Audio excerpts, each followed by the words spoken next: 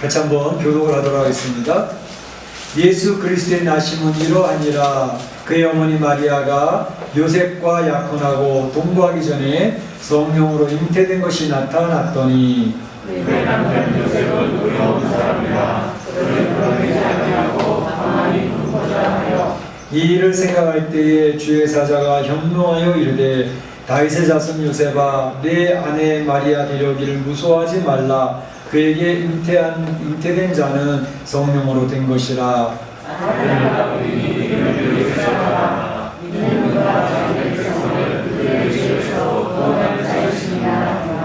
이 모든 일이 된 것은 주께서 선지자로 하신 말씀을 이루려 하심이니 이르시되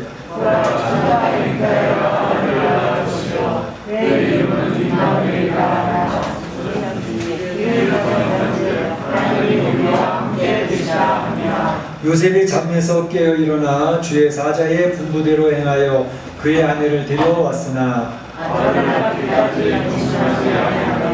아멘. 이름을 예수가 합니다. 아멘. 아멘.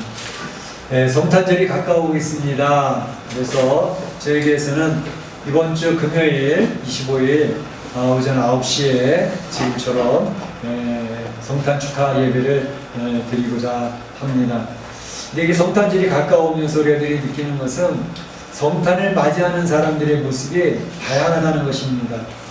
이제 마태복음 2장에도 보게 되면 성탄을 맞이했던 그 당시의 사람들의 모습이 잘 묘사가 되고 있는데 이미 우리 성도들이 잘 알고 있는 내용들입니다. 그럴 때면 이 유대인의 왕으로 나시미가 여기 계시냐라고 선포하는 말씀을 듣고 이제 예루살렘 사람들이 일반적으로 보였던 모습은 저들이 소동한지라 이렇게 되어 있습니다. 예루살렘 사람들이 소동했다 이렇게 되어 있습니다. 그러니까 떠들썩하고 뭐 이거 뭐야 그러면서 지냈다는 것이죠. 오늘날에도 성탄절 그러면 우리 교회에 나오는 성도들은 물론 큰 기대감과 감사함으로 성탄을 맞이할 준비를 하지만 이 세상 사람들도 성탄절 그러면 연말인데다가 특별히 뭐 휘황찬란한 네온 사인이나 이런 것들 때문에 마음이 들뜨고 그리고 여러 가지 이제 파티 준비를 하고 또 여러 가지 모임을 가지면서 굉장히 들떠서 소동하는 그런 모습들이 많이 있어 왔습니다. 근데 뭐 올해는 이 코로나19로 인해 가지고 아마 그런 것도 사라질 것 같습니다.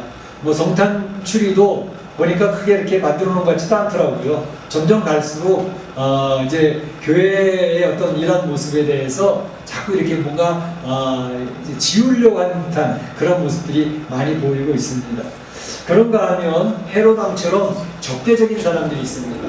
그러니까 성탄절 그러면 기쁘고 즐겁고 신나는 날인데 뭐가 기쁘고 즐거워 신나게 뭐가 신나 그러면서 그것에 대해서 이제 경계를 하고 적대적으로 나오는 그런 세상 사람들이 점점 많아지고 있구나 하는 생각들을 해보게 됩니다.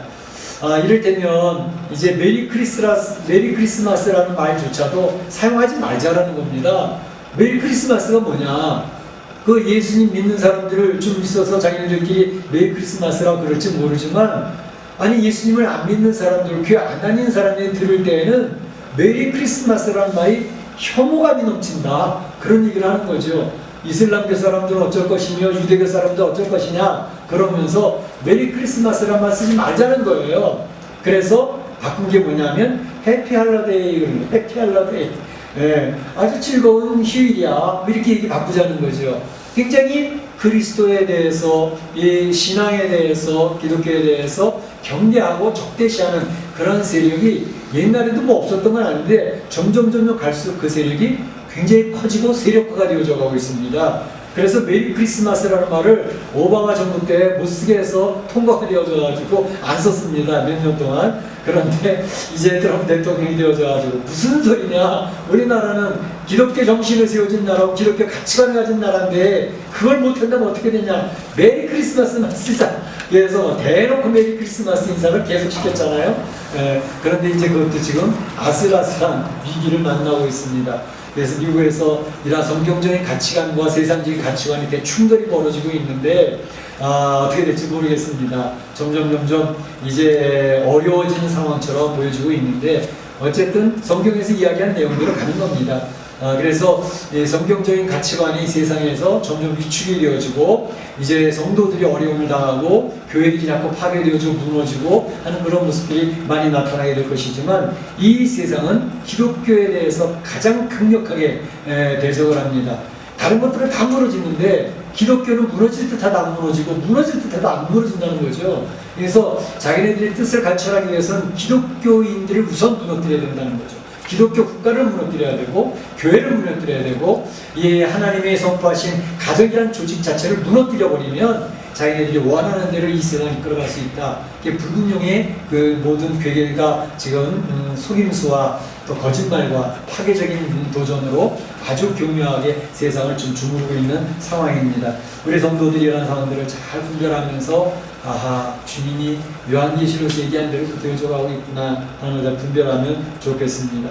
그런가 하면 하나님의 이름을 부르던 사람들, 성경에 대해서 정통하고 성경을 연구하고 성경에 대해서 정말로 유식했던 사람들이 있었습니다.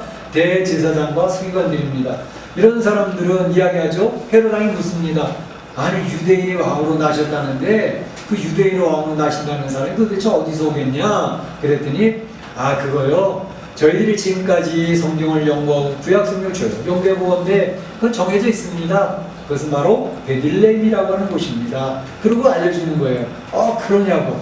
그래서 이제 그 성경에 대해서 정통했던 성경을 잘 알고 있고 여호와 이름을 부르고 있고 제사도 드리고 있고 했던 대제사장과 서기관들, 메시아 예수님이 베들레헴에서 태어난다는 소식도 잘 알고 있었고 또 궁금해하는 사람이 그걸 다 가르쳐주고 있었음에도 불구하고 정작 예수님이 오셨던 베들레헴에 전혀 찾아가지 않습니다.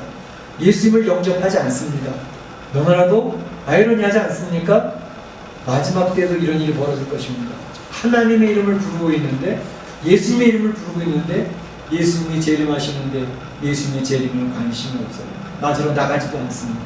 그래서 이런 일들이 있는 이런 상황들을 우리가 보면서 성탄절을 예수님의 오신 이 성육신 하신 이 성탄절을 맞이할 때에 우리 성도는 어떤 자세를 가지고 성탄절을 맞이할 것인가에 대한 생각과 묵상과 고민이 좀 있어 봐야 되겠다 하는 생각이 듭니다.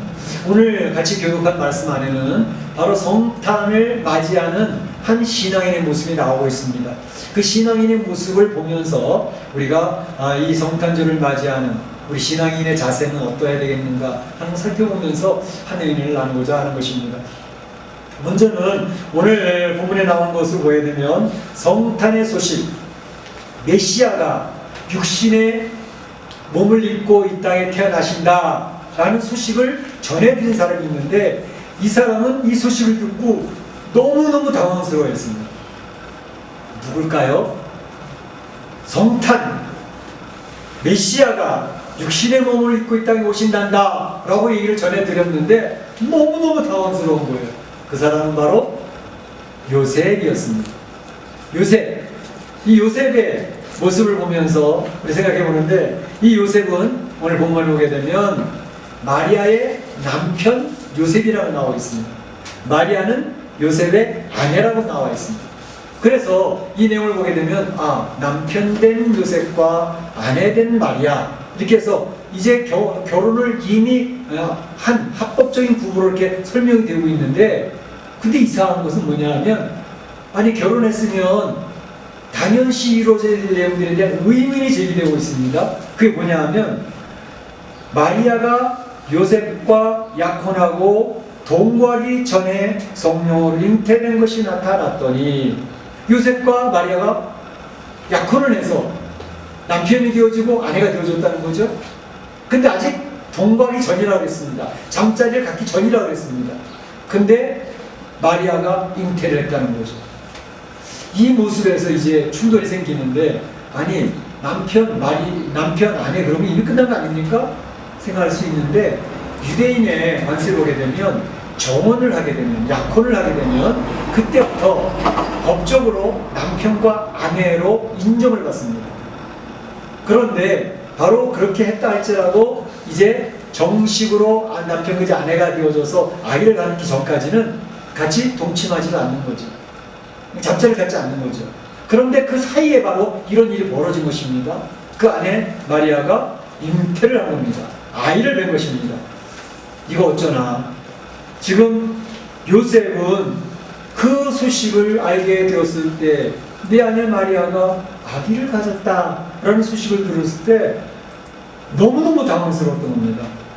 아니, 저는 마리아를 아내로 삼고 제가 그의 남편이 되었지만 아직 저는 마리아하고 한 번도 잠자리를 하지 않았거든요. 그런데 어떻게 그가 임신을 했다는 소리입니까? 너무 황당했던 거죠. 그는 깊은 고민에 빠졌습니다. 깊은 고민에 빠지면서 제가 사랑하는 마리아, 사랑하는 여인, 그런데 이 여인이 어떻게 다른 아기를 가질 수 있다는 말인가? 자신과 결혼을 이제 정식 결혼해서 되는 그런 것을 알기 전에 어떻게 아이를 가졌다는 것이 굉장히 충격으로 다가왔던 것을 볼 수가 있습니다. 그 아내를 바라볼 때 많은 생각을 하면서 고민과 또 그 마음을 자기의 그 내가 신뢰했던 여인에 대한 신뢰가 깨어지면서 신의가 깨어지면서 한편 더 나가면 미움도 생기면서 어떤 면에서는 그 여인에 대한 배신감까지 느껴지면서 너무나도 머리가 복잡해지는 거죠. 이 세상에서 지금 이제 많은 가정들이 이제 결혼도 하고 또 결혼했다가 보통 5년 안에 이혼하는 경우들이 되게 많답니다. 특별히 우리 한국에서. 근데 이제 그 이혼하는 이유들이 여러 가지가 있는데 뭐 성격 차이, 뭐 여러 가지 재정적인 차이, 뭐 양가의 문제에서 많이 사는데 많은 경우에 결혼을 했는데 서로 부부간에 신뢰가 깨어져가지고 신의가 깨어져가지고 내가 저 사람을 더 이상 믿을 수가 없다. 저 남자를 더 이상 믿을 수가 없다. 내가 저 여자를 더 이상 믿을 수가 없다. 신뢰할 수가 없다. 라는 생각 때문에 그때 분노를 느끼면서 이제 이혼이야! 라고 선언을 하고 법적으로 바로 가서 끝내버리는 그런 일들이 너무나도 많다는 것입니다. 그래서 5년까지는 정말로 사랑판처럼 아슬아슬하게 살아가는 그런 가정들이 상당히 많다는 거예요. 근데 이러한 모습을 볼 때 오늘날에도 각 부부들이 이런 부부간에 서로의 신뢰가 깨어지고 또 신뢰가 깨어지고 자기가 속았다라는 생각을 갖게 되어졌을 때 배신감을 느끼면서 감정이 막 솟구치니까 감정적으로 이를 처리해버리니까 그냥 깨어지는 그런 가정들이 상당히 많다는 건데 오늘 본문에 나와 있는 요셉은 분노의 감정이 막 차오르고 미움과 배신의 감정이 차오를 수 있었지만 그는 감정적으로 행동하지는 않았습니다. 굉장히 이성적으로 행동을 합니다. 보면 이렇게 얘기했습니다. 요셉은 의로운 사람이라. 요셉은 의로운 사람이라. 그래서 그는 자기의 감정의 분노를 표출하지 아니하고 특별히 사람들에게 내 사랑하던 여인이 아기를 가졌다라고 공개하지도 아니하고 왜 공개하면 어떤 일이 벌어지죠? 율법에 돌로 쳐서 죽이라는 게 율법이거든요. 그러니까 이 여인은 자기가 알지 못하는 아기를 가졌다는 것을 공개해버리면 길거리에 끌려 나와서 많은 사람들이 돌에 맞아 죽을 수밖에 없는 그런 상황이란 말이죠. 그러니까 그가 돌에 맞아 죽는 것은 차마 볼 수가 없다. 그래도 내가 사랑했던 아내였는데 어떻게 돌에 맞아 죽는 것을 보겠는가. 그래서 그는 조용히 불 꺼졌습니다. 얼마나 이성적입니까? 감정의 표출도 분노도 드러내지 않았지만 그 상황 속에서 이성적인 판단을 하면서 그 일을 수습하는 그런 쪽으로 마음을 잡고 있는 모습을 볼 수가 있습니다. 굉장히 좋은 남자 같아요. 그런데 바로 이때에 요셉은 한 가지 더 첨부가 됩니다. 그게 뭐냐면 이렇게 이 일을 생각할 때에 라고 하면서 이 일을 생각한다는 건 지금 이 마리아가 아기를 가졌다는 일 그걸 생각하면서 하나님 앞에 나가고 있는 모습을 볼 수 있습니다. 하나님을 바라보고 있는 모습을 볼 수 있습니다. 하나님을 바라보면서 그는 하나님 앞에 엎드리고 있습니다. 이 모습 속에서 우리가 이제 교훈을 받는 겁니다. 우리는 세상을 살아가면서 정말로 이렇게 당황스러운 일을 만난 요셉에게 이야기를 하기 시작하는 거예요. 주의 사자가 이 요셉에게 말씀하시기 시작하는데 이 일을 생각할 때 주의 사자가 현몽하여 이르되 다윗의 자손 요셉아 내 아내 마리아 데려오기를 무서워 말라 라고 이야기를 하십니다. 주의 사자가 마리아가 임신하게 된 내용, 그 자초지종을 요셉에게 자세하게 설명하기 시작합니다. 그 내용은 뭐냐면 마리아 몸에 있는 이 아기, 잉태된 아기는 다른 남자의 아기가 아니란다 라고 얘기합니다. 다른 남자의 아기, 네가 추측하는 것처럼 다른 남자의 아기가 아니야. 그는 성령으로 잉태된 아기란다. 뿐만 아니라 이 마리아가 동정녀인데, 남자와 잠자리도 한 번도 해보진 않은 동정녀인데, 이 마리아가 아기를 뵌 것은 이미 이사야 선지자가 700년 전에 예언했던 내용이야. 이사야서 진짜 기사전한 것처럼 보라, 처녀가 잉태하여 아들을 낳을 것이요 그 이름을 임마누엘이라 하리라. 700년 전에 예언한 내용이라니까. 선지자가 예언한 내용이 지금 이루어지고 있는 거야.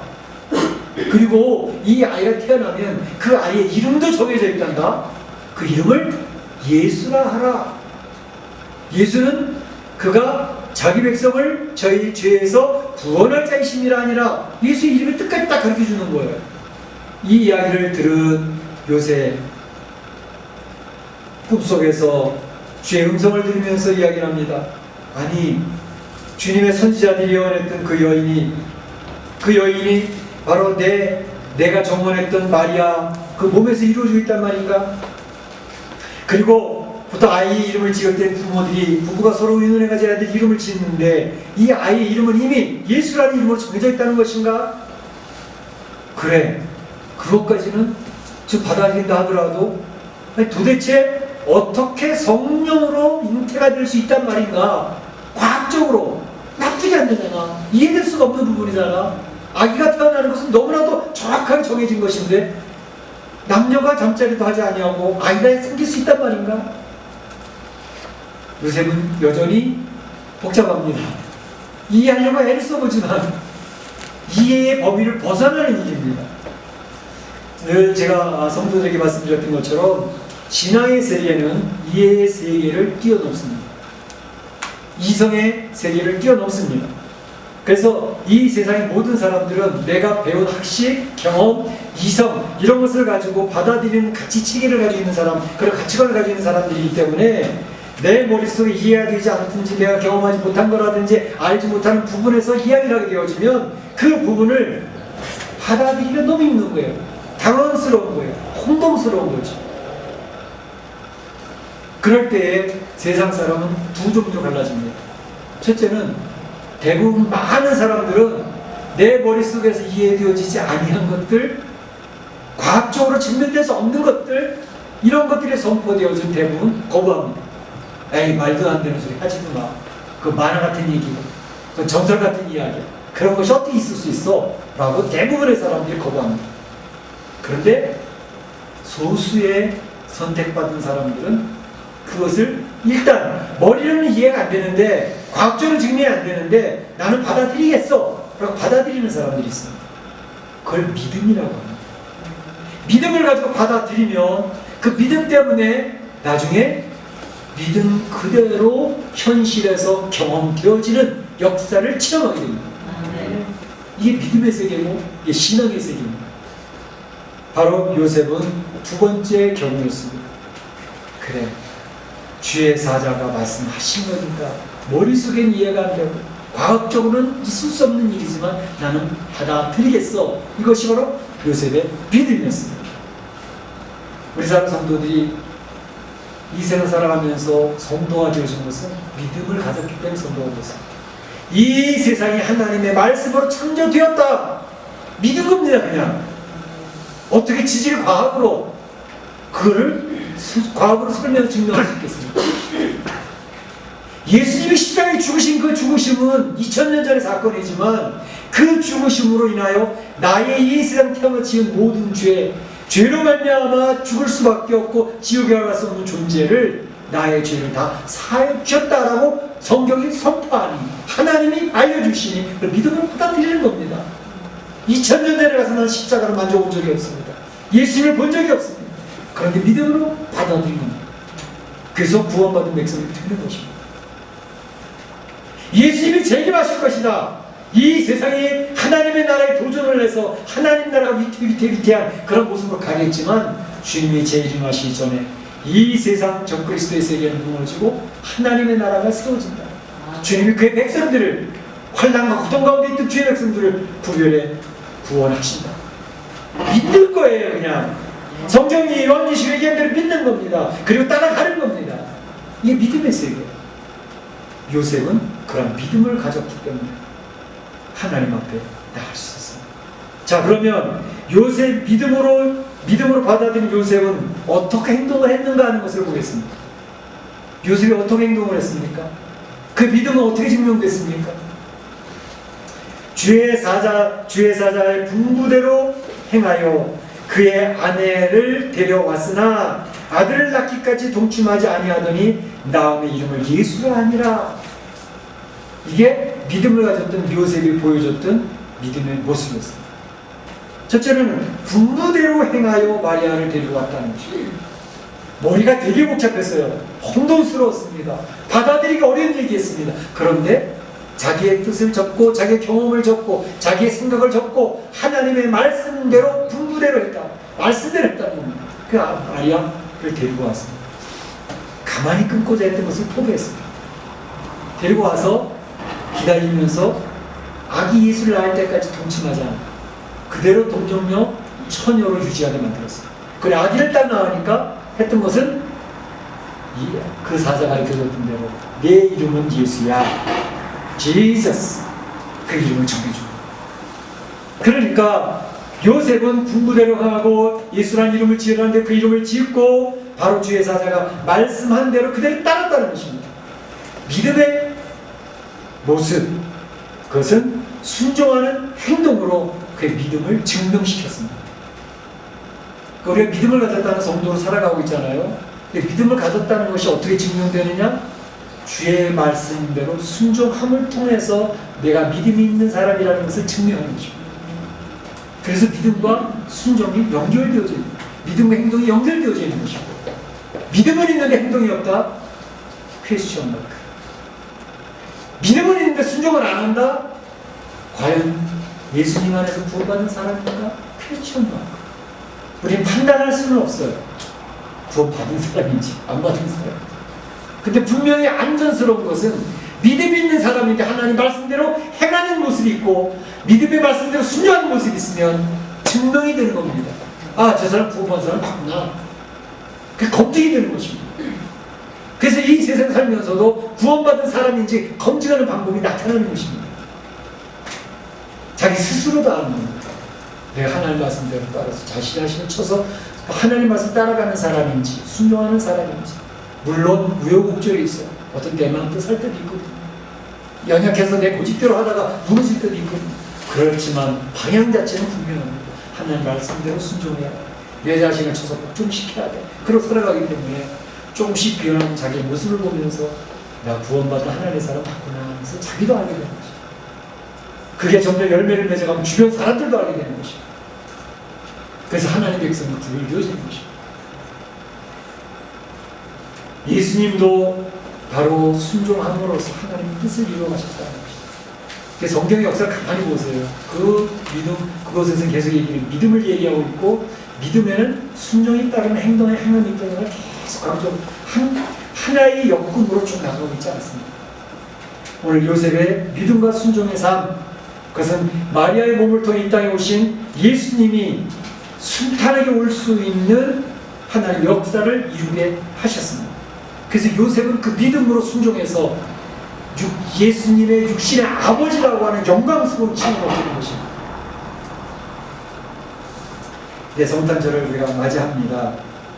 성탄절, 자기 백성을 구원하시기 위해서 육신의 몸을 입고 오셔서 십자가에 죽으셔야 되기 때문에 육신의 몸을 입고 오신 거예요. 그 예수님을 오시는데 요한복음 3장 16절에 얘기하는 것처럼 하나님을 사랑하는 사람, 곧 하나님께서 세상을 이처럼 사랑하사 독생자를 주셨으니 이는 저를 믿는 자마다 멸망치 않고 영생을 얻게 하려 하심이니라. 독생자를 주신 것은 영생을 얻게 하려고 독생자를 주셨다는 것이죠. 그 얘기를 하고 있는 거예요. 그래서 예수님이 몸을 입고 오신 거죠. 그런데 요한복음 1장 11절에 보게 되면 그 예수님이 자기 땅에 오셨으나 자기 백성들이 영접지 아니하였고 이렇게 됐어요. 예수님이 자기 백성, 자기 땅에 오셨어요. 근데 자기 백성들이 영접지 않았다 그랬어요. 유대인들을 얘기하는 거죠. 그래서 요한복음 1장 10절에 얘기하는 게 뭐예요? 영접하는 자, 곧 그 이름을 믿는 자들에게는 하나님의 자녀가 되는 권세를 주셨습니다. 하나님의 자녀가 되는 권세, 누구? 영접하는 사람. 예수님의 그 이름을 믿는 사람, 그 사람들이 하나님의 자녀된 권세를 얻었다는 것입니다. 바로 그 하나님의 자녀 권세를 얻은 사람들은, 믿음을 가진 사람들은 순종하는 삶을 통해서 하나님의 역사를 이뤄가게 되어져 있습니다.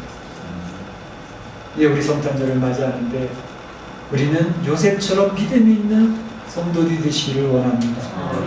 믿음이 있어서 순종함으로 하나님의 나라를 이루어가고 하나님의 나라를 세워가고 주님의 교회를 세워나가는 하나님의 사람들로 하나님이 주임시켜 주실 것입니다. 이 성탄절에 성탄절에 어떻게 맞을까? 1년에 한 번씩 그냥 오늘 성탄절에 가서 예배 한번 드리고 오면 되지, 그냥 경탄부금이나 하고 그러지 맙시다. 성탄이 중요했습니다. 바로 요셉이 우리가 보여줬던 모습처럼 혼돈스럽고 당황스러운 일이 따라올 수 있지만 요셉은 믿음으로 이것을 감당했습니다. 믿음만이 아니라 그가 행함으로, 순종함으로 그의 모습을 보여줬습니다. 그래서 예수 오실 때에 그 길을 예비하는 기한이 꾸리겠습니다. 바로 대사장과 서기관, 이 사람들은 하나님 말씀 잘한다고 했지만 예수 영접하지 않았죠. 그러나 이방 박사, 동방 박사들은 주님의 오심을 사모하며 별을 따라 먼 길에서 예물을 준비해가지고 와서 아기 예수 앞에 무릎 꿇고 엎드려서 주님을 경배합니다. 바로 이방인들이 예수님 품 안에 들어오게 됐다는 것을 보여줍니다. 올해 성탄절을 맞이하는 사랑 성도들이 바로 이러한 요셉을 기억을 하고 의미 있는 하나님 기쁘시게 하는 성탄절을 맞이하시기를 주의 이름으로 축원합니다. 축복합니다. 네, 같이 기도하겠습니다. 오늘 주신 말씀을 기억을 하면서 함께 기도하길 바랍니다. 사랑의 하나님 감사합니다. 오늘 성탄절을 맞이하는 사람들에 대해서 이야기 나눌 때 특별히 성탄의 소식을 듣게 되는 요셉에 대해서, 그 믿음에 대해서 생각해봤습니다. 너무 당황스러운 소식이었지만 그는 그 당황스럽고 복잡한 내용 가운데 주님 앞에 나가서 엎드려 기도하고 주님의 뜻을 듣게 되었고 주님의 뜻을 들었을 때 자기가 이해할 수 없는 내용이었지만 믿음으로 받아들였습니다. 믿음으로 받아들이고 그 믿음 속에서 순종함을 통해서 하나님의 역사를 이루어내 주었습니다. 우리 사랑하는 성도들이 요셉 같은 믿음을 가지고 성탄절을 맞이할 수 있도록 인도하여 주시옵소서. 그래서 대제사장이나 서기관처럼 성경을 잘하는 것을 빛나는 게 아니라 동방박사들처럼 주님의 오심을 사모하며 주님 앞에 나아가 준비하며 아기 예수를 엎드려 경배했던 것처럼 주님을 경배하는 자들이 될 수 있게 하시고 예수님의 재림에 가까운 이때에 환난과 핍박과 어려움이 있다 할지라도 주의 말씀을 붙들고 승리하는 주의 백성들도 인도하여 주시옵소서. 감사하고 예수님의 이름으로 기도하옵나이다. 아멘. 같이 일어나셔서 날 구원하신 주 감사 전해드리겠습니다.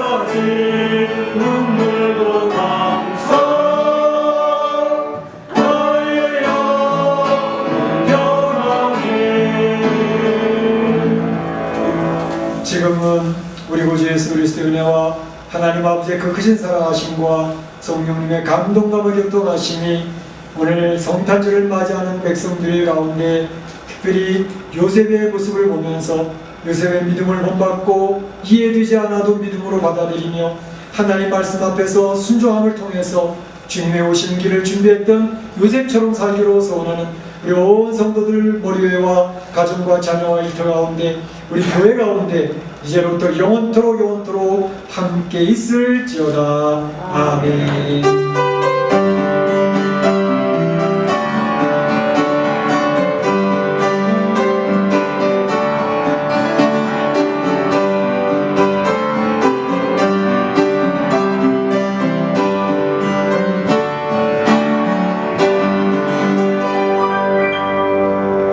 자, 자리에 앉아주시고 우리 주멜로원 식구들